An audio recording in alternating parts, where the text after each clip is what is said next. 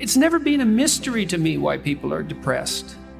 It's never been a mystery to me why people are anxious and unsettled. People deal with very heavy burdens in their life.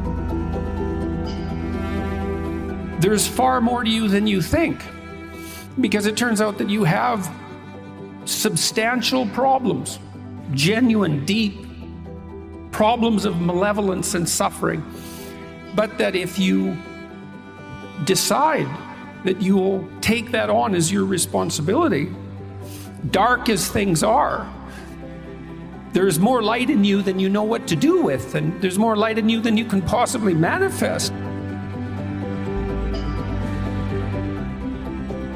We all have difficult lives, that life is characterized in large part by suffering. There's an inevitable element of suffering in life. And not only is life sorrowful in part, but it's also touched by malevolence, and malevolence of each of us, and the malevolence of our social creations, our societies, and even in some sense the kind of blind malevolence of nature. And so it's a demanding occupation to exist as a human being, and you need something to sustain yourself through that. It's not optional, because the price of existence is so high that without that sustaining meaning, it corrupts you, it embitters you, and once you're embittered, things go downhill rapidly. You get vengeful and you get angry and you get destructive, and there's really no limit to that. And I've been suggesting to people that the sustaining meaning that they can find in their life isn't to be found through happiness, let's say, because happiness doesn't work when you're not happy, when things have gone badly for you, for even for accidental reasons. But you can find sustaining meaning in responsibility, and you can take responsibility for yourself. You can do that. And if you take responsibility for yourself, you treat yourself as if you're someone that's worthy of care and discipline. And that has nothing to do with being soft on yourself or the pursuit of pleasure, any of those things. You can take responsibility for yourself, and that works.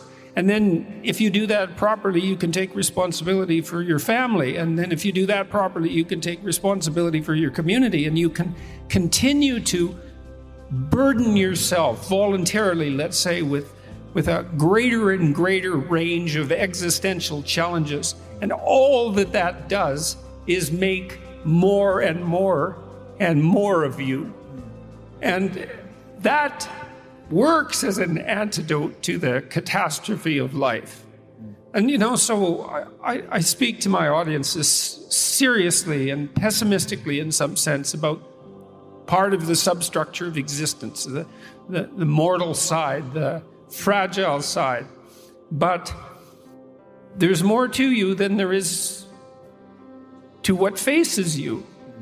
And I believe that to be true. And then I'm encouraging people to attempt that. And I think part of the reason that the book has been perhaps particularly popular among men is because I don't think we do a very good job at the moment of encouraging men. We have this idea that there's something intrinsically oppressive about the patriarchy and about masculinity in general. And I think that's nonsense. I think that strong, honest, truthful, courageous men pursuing noble goals is of great benefit to everyone, male and female alike.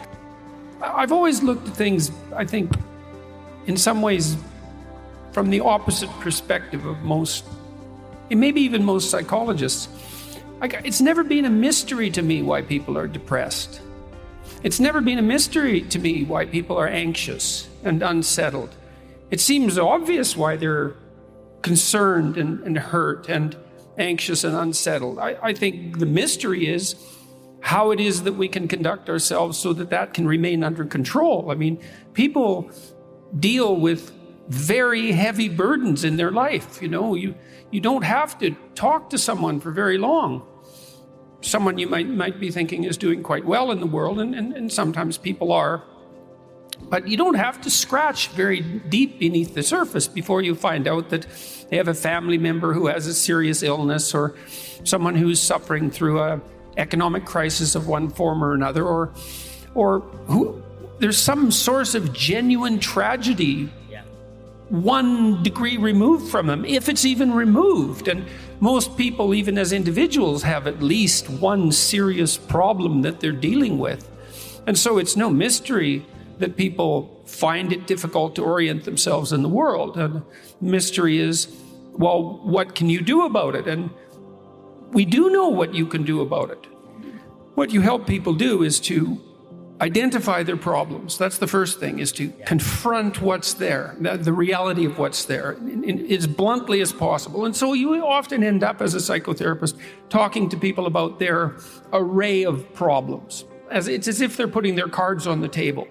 And you sort out their problems. It's like, and no, they often decide that many of the things that are bothering them are not really that important. They can wait, but that there are crucial life challenges that present themselves.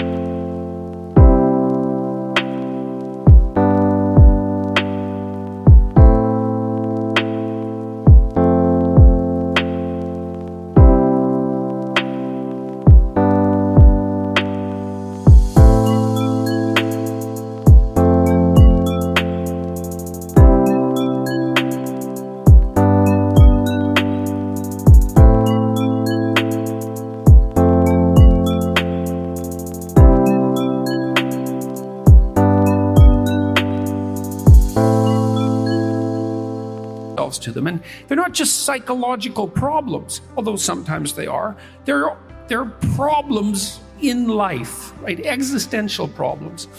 And then what you do is you help people break them down into manageable units, let's say, strategically, and confront them voluntarily. And there's an echo of that idea. There's an echo of that in Christian thinking, and the echo for that is to pick up your cross voluntarily, which is that you have an unavoidable mortal burden to bear in life. There's no escape from it except to directly confront it and to take it on voluntarily. And what's so fascinating about that, 2 things. One is that psychotherapists of every stripe understand that this is one of the primary reasons that psychotherapy works. There's no dispute about that among all the different psychotherapeutic schools, is that the confrontation of existential problems, voluntary confrontation, is curative. And that's really something. And so, and the practical aspect of that is quite straightforward. It also indicates, practical and philosophical, it also indicates to you that there's far more to you than you think. Because it turns out that you have substantial problems, genuine, deep problems of malevolence and suffering. But that if you decide that you will take that on as your responsibility, that you can put yourself together psychologically, just the correct.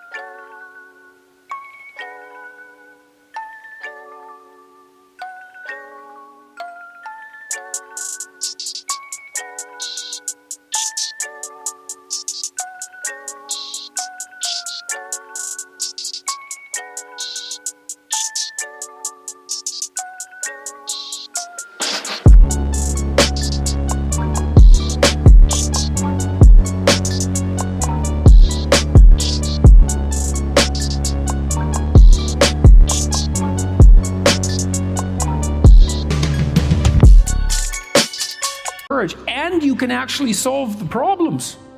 And that seems to be true. It's not a naive wish. It seems to be well within our capacity. And I mean, that's part of the message, I would say, of 12 Rules for Life, is that dark as things are, there's more light in you than you know what to do with, and there's more light in you than you can possibly manifest. And the way to find that out is to challenge yourself against these massive problems, and to find out that you're the one that can deal with them.